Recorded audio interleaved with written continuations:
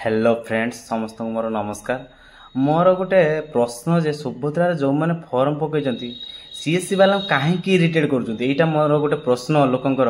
अरे भाई CSC already register कर एमएसके बा सीएससी आपणकर ऑलरेडी रजिस्टर कर सुभद्रा स्कीम रे आपण माने तांकु जदि एमिति इरिटेट करेंगे सी बाध्य होइके आपन गाली गलौज करेंगे एटा ही आपण माने मन रखंतु। अरे भूल होची आपणकर आपणक मोबाइल नंबर एक पचरा हेतला जे आपणक मोबाइल नंबर रे आधार लिंक अछि कि नाही, तापर आधार साथ रे बैंक अकाउंट लिंक अछि कि नाही, आधार खाता साथ रे मोबाइल नंबर लिंक अछि कि नाही।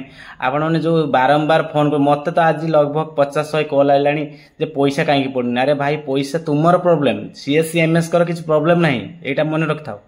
आ बारंबार जो डिस्टर्ब जो बारंबार फोन, अरे आपण सेवार आम बसचे आपण मैंने केमिति पैसा पाइबे, आपण मानक केमिति आमे माने सुविधा जुगई दवा आपण पई आमे बसचे, किंतु आपण माने बारंबार हम कॉल करछन। आगे आपण भूलटा को देखुनांती, समस्ते निज भूलटा के देखंतिनी।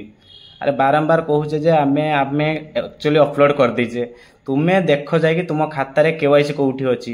तापर रहिला खाता जण जनकर 2-3टा खाता रहउची, एक सहीटा प्रॉब्लम। आउ ता खाता सहित तो मोबाइल नंबर तो लिंक रहउनी, एटा तो मेन प्रॉब्लम। मोबाइल नंबर जदि भी लिंक करथिबे से मोबाइल नंबर कोड फिंग देथिबे कोन करथिबे, एया ही प्रॉब्लम।